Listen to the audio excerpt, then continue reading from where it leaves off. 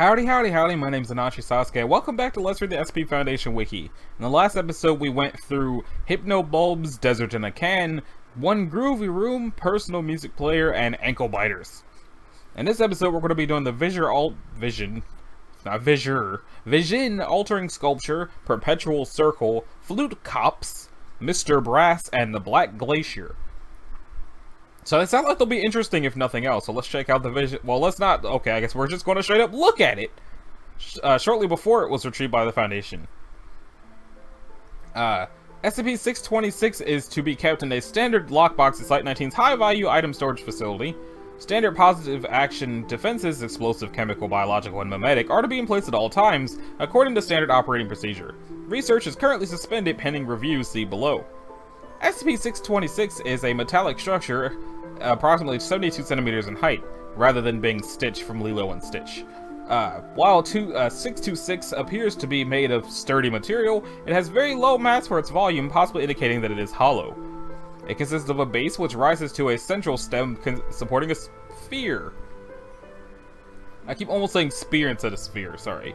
The sphere's surface is broken by numerous protrusions, each of which ends in a sphere, and a similar arrangement to the base. When 626 is in the presence of a human being, the subject's sight begins to deteriorate. Close examination reveals that the rods and cones within the eye begin to dissipate, rendering the eye unable to differentiate shapes and colors. After approximately 7 hours, the subject is unable to detect any light through the eyes. The loss of vision occurs whether or not the subject is able to see 626. But appears to be dependent on the subject's knowledge that it is present. Any material that can block visible light will also block the effects of 626. After at least 15 hours of exposure to it, the subject's sight begins to return. Post-mortem examination of subject's eyes from this stage have shown no rods or cones are present any longer, yet the subject regains the ability to see color, shape, and degrees of light and darkness. Testing has shown that the restored vision is often sharper than the subject's previous visual acuity. Once vision is fully restored, which usually occurs in under 30 minutes, subject begins experiencing visual hallucinations, often of ghosts or other humanoid beings that seemingly ignore our physical reality. At this stage, subjects will progress to the final stage even if removed from 626's presence. Once hallucinations begin, the subject will begin a gradual mental deterioration, beginning with a loss of logical and speech capabilities. Over the course of several days, the subject's brain functions will gradually cease. During this time, the subject may attempt to follow their hallucinations through walls and other solid objects. Care should be taken to ensure that subjects do not harm themselves.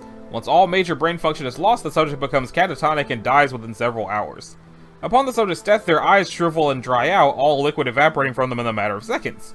No matter the distance between the subject and 626 at the time of death, the evaporated fluid condenses on the surface of 626 and is then apparently absorbed into its structure. Which was this rated? Safe?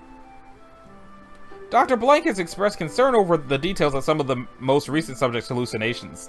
The subject was able to describe a ghost standing behind Dr. Blank, which resembled the researcher's wife, who had died several months ago of congenital heart failure. The subject, with no prior knowledge of Dr. Blank or his family, was able to answer several questions about Ms. Blank's medical condition at the time of her death. Further research suspended pending O5 level review.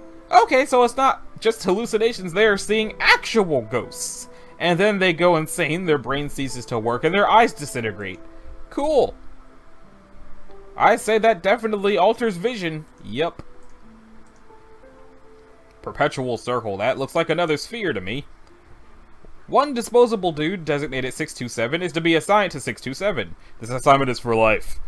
As long as the disposable dude is so assigned, he is rendered exempt from the monthly terminations. 627 is to be kept in a stone basin approximately 1 meter across. Once daily, it is to be removed from the basin so that lubrication can be applied to the basin. Once weekly, it is to be removed so that the basin may be inspected for wear. The basin is to be replaced if it shows signs of wearing out. Testing 627 is currently testing on it is currently denied to all researchers. That apparently is a tail. There are 2 tails in here. Okay. 627 was brought into the Foundation in December of 1932 by senior researcher Blankety Blank, which for all I know is Albert Einstein, fleeing religious persecution in Germany. That probably is Albert Einstein. That is probably Albert Einstein. Senior researcher Einstein found 627 during his work with the German government on their own SCP protocols and felt that it could be more useful with us. 627 is a sphere made of an unknown stone flecked with blue of approximately 3 centimeters in height. When not in close to find a skin contact or in clothing being worn contact with a human being, it rolls in a circle approximately 1 meter across. Let's open that. It will not avoid inanimate objects, instead rolling up and over any impediments. It will never attempt to go around impediments, and if contained in a space smaller than 1 meter, it will increase in speed until it has worn itself a way out. When confined to a small space, it is capable of breaking the speed of sound, like Sonic the Hedgehog. When not confined, it rolls at a speed of approximately 6 rotations a minute. Note, blank blank 1939, we need to figure this one out. If we could just understand how it does what it does, we could have an unlimited supply of energy. All the top research was on its stat. 1942, right, I figured it, I figured it out. What to do with it, we simply data redact it, it'll work. Note, 1942, we're moving forward with this project as of now. Good job, Albert, you've got a promotion coming, we'll be data expunged. Site Supervisor JRO. My god, what have we done? Site Supervisor JRO. So, first story, the orb is... This is a long story! What's all that? Possibly German, I don't know. And let's see how long the other one is. Less long. Okay, excerpts from the personal diary of Nikola Tesla, 1901, regarding SCP-627 obtained from his apartment on January 7th, 1943 by SCP Agent Blank. Yeah, this is a bit long to cover in this episode. I'm not going to add it to the SCP Saturdays unless anybody wants me to, so if you think I should come back to read this, let me know in the comments, otherwise I'm just not. But I am interested in this one, because this one's just manageable. Al woke up suddenly, unsure why. Something there on the edge of knowing. Was it another breakthrough? They came to him so often in his dreams. He blamed the object, although Robert would claim it was natural genius. Al wasn't so sure anymore. Al. He'd been using that name so long it came naturally to him. He'd had many names over the years, even some numbers. But he'd been doing this job for so long, his handlers just called him Al. It was a mark of respect, or possibly trust. He wasn't sure which. He slung his feet over the edge of the cot, trying to figure out what had woken him. His mind drifted, as it was wont to do these days. This job had been intended as a reward for services rendered. Then the job title started to mean something it hadn't when he took it, and things got rough until someone stepped in. It was funny, back in the day when he first took the job, they had all sorts of plans as to how to disguise him so his handlers wouldn't recognize him. In the end, his suggestions that they cut his hair proved to work wonders. He'd let it grow out since then, but everyone thought he was dead these days, so it didn't matter. He was given everything he wanted, lots of paper, access to the object, and all the latest information on scientific advances. In return, he kept turning over his papers to the Foundation, giving them all sorts of new information they could use for whatever they use it for. He didn't care anymore. All he wanted was to be left alone and not have to think about his sins. He pondered again his wakefulness. It couldn't have been the object. He was used to the sound of nothing. He tilted his head to the left, listened. Nothing. The sound that had become a part of his life had stopped. Al lunged for the box he kept by his bed, opening the lid slowly. The track was smooth. The oil was fresh. The object was still.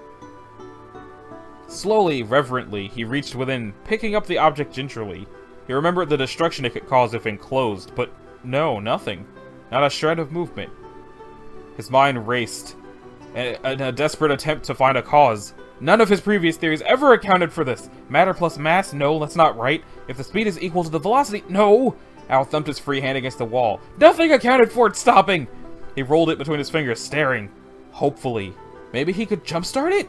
No, nothing. After all these years, all the papers he had written, all the possibilities he'd explored, the simple object that had made him a household name was no more. With a curse in his native tongue, he threw it to the ground, lost in his anger. Crack!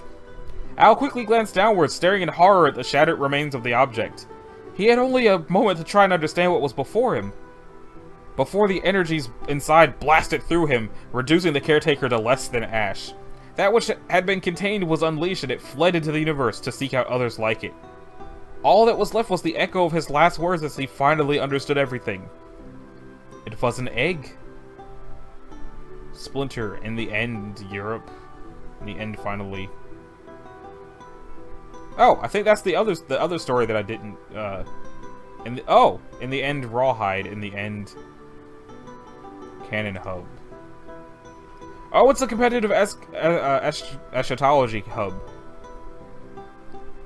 Okay, cool. This, I was gonna end up reading that at some point anyway, because all of these things are something I was gonna cover this entire thing as a series of SCP Saturdays at some point. Apparently there's a YouTube playlist. So yeah, it looks like there's just a whole bunch of things in the world, and so far I've read, I believe, The White Horse, and now, in the end, Rawhide, which was written by Dr. Bright. All of the in the ends were written by Dr. Bright. Chronological sequence display the entries in order. Okay, cool. But yeah, someday I'm going to come back to that, even as you can see I have it bookmarked. But that brings us to the Flute Cops, which I have so far not called it the Flute Corpse. I am proud of myself for having not made that mistake yet. SCP-628 is contained in Bioresearch Site 104, built on-site at blankety blank blank. The perimeter of its containment is to be clearly marked by a circle of 3-meter wire fence no less than 1 kilometer from the perimeter of the cops. No non-disposable dues are not to enter the perimeter without appropriate hearing protection and seismic sensors. Protective gear sufficient for all personnel on site must be available at all times. All structures on site, and especially the listening post constructed just outside the perimeter fence, must conform to the stringent earthquake and windproofing building codes laid out in Document 628-3. Personnel assigned to Site 104 should preferably be selected for a low absolute threshold of hearing. All newly assigned personnel should be briefed on the visual and emotional effects of infrasound. A brief training course on distinguishing these effects from normal human effect is to be made available on site. The weather at Site 104 must be monitored carefully. In the event of a sudden increase in wind speed, the presiding researchers to be notified. In the event that any winds in excess of 50 kilometers per hour are observed, all personnel are to evacuate Site 104's soundproof shelters. Observation may be continued via ground sensors, remote drones, or disposable dudes. Botanical personnel at Site 104 are to monitor 628 and maintain it in good health. Regular consultation with MTF Theta 4 gardeners has been scheduled for this purpose. Okay, so that's just information about the task forces. Description. Above the soil surface, 628 consists of a copse of 31 large hollow American sycamore, Platanus occidentalis, trees with trunks from 224 to 455 centimeters in external diameter. The copse is a colonial organism. Below ground, the trees are linked by massive hollow woody stolons. These runner trunks, which lie roughly 2 meters below the soil surface, connect the base of each trunk to between 3 and 7 of its neighbors. An average stolon is 2 meters in diameter and completely hollow. Above ground, the trees never produce leaves, flowers, or fruit, although their bark is photosynthetic in summer, as is typical for P. occidentalis. The individual trunks are designated 1 through 31. All major above-ground trunks have at some point been broken off. There are truncated end service openings to the tree's shared internal cavity. Each member of 628 is oriented geographically such that the prevailing winds at the site tend to blow directly across these openings, producing considerable Helmholtz resonance. Observation by remote camera has revealed contractile structures superficially resembling animal sphincters located at numerous points inside 628's trunks and branches, each capable of restricting or blocking airflow to a particular large branch. The trunk's internal diameters and wood structures differ enough that each resonance chamber thus created, when sealed off from the others and subjected to sufficient wind, produces a different pitch. On average, each tree has 3 resonance chambers. The copse can produce 93 notes in total. Its tonal range is equivalent to that of a pipe organ, although much of it lies in the low bass and infrasound. The notes correspond to a Western chromatic scale. SCP-628 is capable of isolating any given resonance chamber within 0.2 seconds, quickly enough to play recognizable music. Under sufficiently windy conditions, it does so spontaneously. The copse's repertoire includes numerous works composed for pipe organs between 15-something and 18-something, as well as a number blank recorded to date of previously unknown compositions. Level 2 personnel and above may refer to Site 104's database for recordings of blank original works. The sounds produced by 618 are not anomalous beyond their origin. Ordinary infrasound, however, has been shown to cause feelings of fear, awe, sorrow, anxiety, and disorientation. Sound waves at or very near 18 Hz, the resonant frequency of the human eye, can also produce simple optical illusions. Since the sound is only audible under ideal conditions, exposed personnel frequently ascribe supernatural causes to these incidents, or sensations. Incident? That's where I got incident from. 6/28/23. On April the 4th, 2000-something, as a part of an approved test overseen by Dr. OG, a disposable personnel equipped with chainsaws attempted to harvest 6/28/8. That already sounds like a terrible idea. Approximately at the moment of contact between the chainsaw blade and the item's bark, the local wind speed began increasing from 9 km per hour to 77 km per hour in less than 80 seconds. 6/28 activated accordingly, playing at roughly 150 decibels apiece, later identified as an augmented version of JS Bach's Fugue and Blank Minor. While it remained active, personnel across Site 104 experienced effective and physical disturbances consistent with the effects of high decibel infrasound. On-site seismometers recorded the equivalent of a Richter magnitude of 0.63 earthquake. Anomalous weather activity persisted for another blank minutes, blank seconds, exactly the duration of the fugue being played. Wind speed and cloud cover quickly returned to normal once the piece concluded. In accordance with containment protocols, experimentation had been suspended shortly after confirmation of anomalous weather activity. 8's trunk had been almost halfway severed at that point. When Dr. G and the research team returned to 8 5 hours later, however, they observed that the damage to the item's trunk had begun to heal smoothly and data expunged in a manner inconsistent with known patterns of plant growth. Incident 24. I'm going to assume that this is April 5th.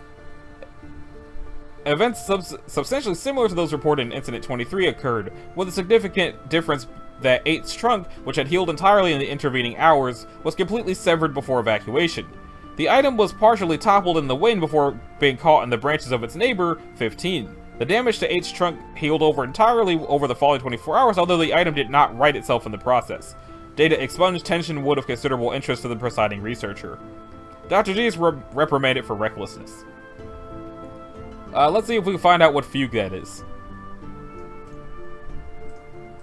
There can't be that many Bach fugues. I stand corrected. There's a fugue in A minor, and a fugue in C minor, and a fugue in A minor in organ, fugue in A minor, fugue in G minor. So I guess the reason that it's blocked is so that you just can't figure out which fugue it was. I thought it was just that there was just one and they were being weird about it. Okay. So, next up is Mr. Brass. It's safe, but it looks freaky. SCP-629 is to be contained in a standard humanoid containment cell. 629 may only be taken apart during routine testing. Once per day, it is to be provided with the materials it uses to maintain itself. Oh, this is a Dr. Wondertainment thing, isn't it? As of current regulations on Misters, 629 is to be maintained in the Hall Blank of Site Blank. Is this a Dr. Wondertainment thing? Is this a little mister? 629 is a humanoid automaton, 1.7 meters tall and weighing 500 kilograms. Its body has been constructed of ornate brass replications of human body parts. 629's components require daily maintenance, which only it can perform. The words Mr. Brass from Little Misters by Dr. Wondertainment have been embossed on its back. This designation appears as 8 in documents SCP-909-A. Okay, so I guess I'm just going to read the rest of this with the, Dr. Wondertainment voice. SCP-629's body has been constructed in such a way that every portion of it is removable and interchangeable. These parts can be removed without causing any damage, although it expresses minor discomfort when these parts are being removed. Additionally, the parts that have been removed from 629 can be reassembled into new areas. Testing has shown that the number of ways it can theoretically be rearranged is approximately 73.4 billion different combinations. 629 is capable of controlling these new constructions on its body, but expresses extreme discomfort from the areas on its body. 629 was recovered from a facility believed to have been controlled by the Church of the Broken God. It was recovered on a raid on this church property after reports of suspicious activity in the area were confirmed. It was located in the central antechamber as church members attempted to integrate it into several other objects. It is believed that 629 was being held at this facility due to church members believing it was a portion of their god. Interviews with 629 have confirmed this. It claimed that it had first followed their beliefs to persist as it believed they would provide it with some level of safety. Church members located at this facility have been terminated as of blank 1995, and SCP-629 has been classified as safe. Interview log. Forward, this log was taken as part of 629's initial acquisition. Can you tell us more about how the church came to acquire you? So, I was walking around downtown, blank, Kind of a slummy city, but with a good place to hide if you're some kind of freak like me. There had been some rumors about me going around town, and I had been thinking about getting the hell out of Dodge, which one night this hooded dude walks up to me while I'm in my alley. What did he say? He offered to take me to some kind of church thing where they could take care of me. At first I was pretty hesitant because, you know, look at me. But the guy told me that was why they wanted me there. I figured it would probably be better than the wacko doctor or living on the streets, so I said yes. Where did this person take you to? It was some church, the same one you guys picked me up from. They apparently thought I was some part of their god, so they just gave me anything I wanted. It's pretty nice. I had safety, food, a warm bed, and plenty of amenities to keep me occupied. For a while, it worked out just fine. Then what happened? It just got boring. Being surrounded by all these guys who constantly fawn and adore over you and give you anything you want. I mean, saying it now, I can see how it might sound nice, but in reality, it was extremely dull. So I told them, I said, I think it's time for me to move on. You said previously that they had a negative reaction. Yeah, they totally started to flip out. They basically locked me in my room, pushed food through a little slot, the whole shebang. I could hear them moving some big heavy stuff outside my room. Eventually they pulled me out and took me into the big altar they had at the center of the church. It was at this point that they attempted to integrate you into the other objects. Yeah, it was kind of, well, awful, to be honest. They were just jamming everything they had to me, and it was hurting me a lot. I think that if you guys hadn't shown up when you did, they might have added more to me than I could handle. That would be bad. I believe that will be all. Security, if you would... No, wait, Doc, one more thing? Yes? Thanks for saving me there. So he's a nice little mister. Experiment log. Left arm detached and reattached to torso. He showed mild disorientation and impairment to motor skills, was still able to control the arm with reduced general aptitude. Left arm detached and reattached to back. As in previous tests, mild disorientation and impairment showed significantly lower aptitude when the arm was affixed to torso. Head removed. Body and head operated as separate entities. The head remained immobile and was shown to be able to vocalize and interact with its surroundings. The body behaved as though it had very limited perception of its surroundings and was unable to interact with researchers in a meaningful way. Torso was reassembled to create several gaps. Expressed severe discomfort from this area and refused to cooperate with researchers attempting to interview it. Further action may be necessary to curb this previously unforeseen behavior from 629. Preface. This was an unauthorized test performed by staff not normally assigned to work with 629. Procedure. The composition of the body was significantly altered, with many body parts placed seemingly at random across the main body. Additionally, many internal portions of its composition were moved to the outside and vice versa. Results. Reported extreme pain from the altered portions of its body. In addition, 629 had difficulty forming coherent thoughts and communicating with researchers. Due to the drastic changes made to its body, it took over 36 hours to move its body into a form resembling how it had appeared prior to the experiment. Since this test was performed, 629 has reported feelings of being broken and had displayed significantly decreased physical and mental faculties. Testing has been discontinued until further notice.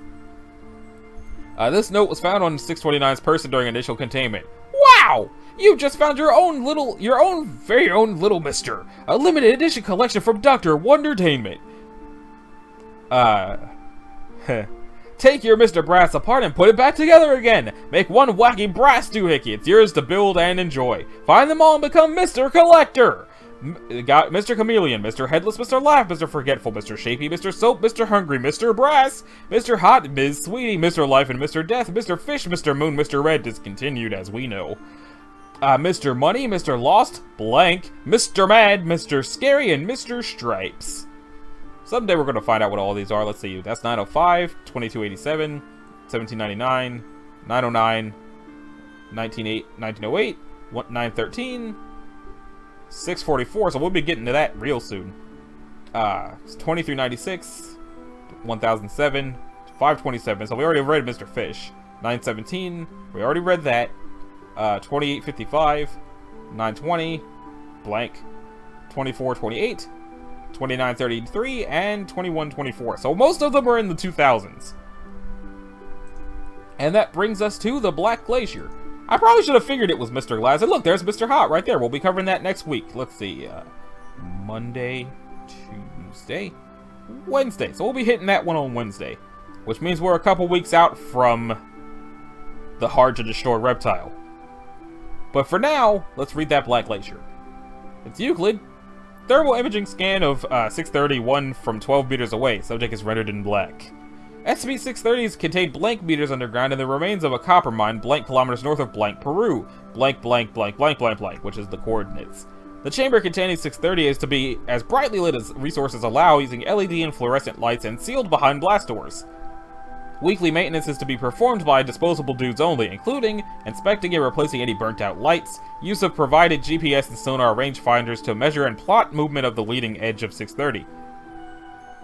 Since the copper mine lies on one of the harshest desert environments on the planet and contains no other SCP entries, containment is as simple as restricting access to the mine and proper handling of persons affected.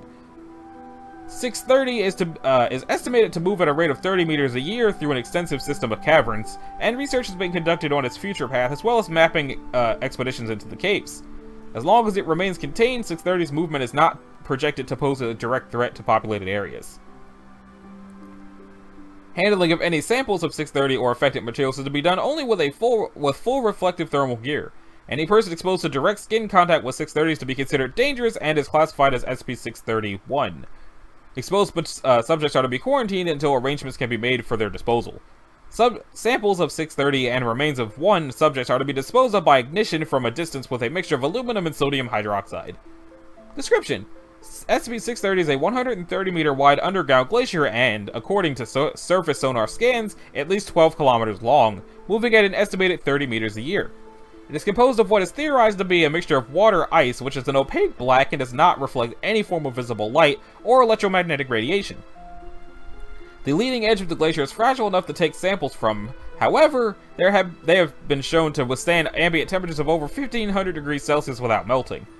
Temperature probes indicate that the glacier is cooled to about -10 degrees Celsius, and any significant melting can only be achieved by a sustained exothermic reaction with the water molecules within the ice.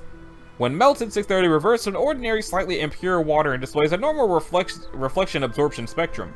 Any sources of water exposed to 630 crystallize, forming ice which behaves for all intents and purposes as part of the original glacier. When samples are placed in contact with naturally occurring ice, no changes recorded in either sample. Research is ongoing into an emergency cryogenic containment protocol in the event that any 630 affected materials are ever introduced to an unsecured body of water. Personnel working around 630 report frequent auditory hallucinations, most often the sound of someone pleading or calling for help from within the ice. Staff have reported that over a period of time, these hallucinations can create a difficult-to-resist impulse to make physical contact with 630. Recording equipment has yet to pick up any unexplained noises, but has detected low-frequency sounds consistent with glacial movement. Acquisition reports also indicate that miners originally broke through a rock wall into the cavern thinking that they were following the cries of others trapped by a cave-in. When direct skin contact is made with 630, the body ceases to reflect any incoming light, causing it to turn pitch black and render blind, deaf, and mute. Extensive testing indicates that 630 affects only warm-blooded animals, birds and mammals. Reptiles, amphibians, invertebrates, and fish remain unaffected aside from going into hypothermic shock. Once exposed, these specimens are classified as 1. Affected subjects do not respond to any visual or auditory stimuli, instead feeling out their surroundings through touch and vibration, and will often follow walls and hide in corners.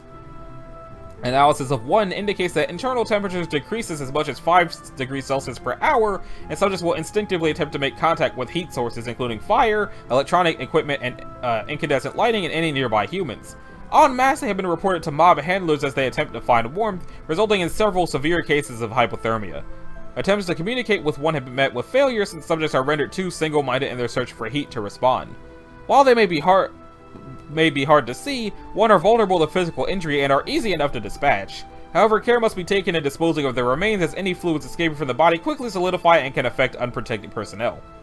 Over the course of exposure, 1 will begin to show lessened speed and motor skills and eventually find a corner or enclosed space, curl into the fetal position, and finally cease movement altogether. The temperature around 1 continues to lower until it reaches -10 degrees Celsius, at which point any ambient humidity combined with the body's natural water content finally freezes into a layer of ice over the subject. After reaching this final phase, any skin contact creates the same effects as 630. In addition, attempts to melt the ice have yet to reveal any traces of organic remains. I never thought I'd be so glad that they found this thing in such a godforsaken place! While it seems unlikely that enough of this crap will ever get into a large enough body of water to cause any sort of XK event within our lifetimes, it looks like it'll be moving into the aquifers of the Amazon basin within the next blank 100 years. Dr. Blank. So, I think it said it's... wait, let me go back and see what it said it was. Okay, it's Euclid. So once it reaches the Amazon, it's probably going to become Keter, like, immediately. But right now it's Euclid, since it's moving very, very slowly. It'll take a few hundred years. So, that about does it for this episode of Let's Read the SCP Foundation Wiki. If you liked it, a like and a subscribe would be groovy. If you didn't, you'll need to do either one of those things. And the next one we're going to cover, let's see, the nyctophobic nocturnal predator, intrusive arachnid thoughts, ghost in the machine, forgetful goldfish, and medieval bootstrap program. All of those sound completely awful. The goldfish thing sounds like it could be pleasant, but it's probably Keter just because of that. So, once again, it's been Anashi Sasuke. Thanks for watching, and I will see y'all in the next one. Later!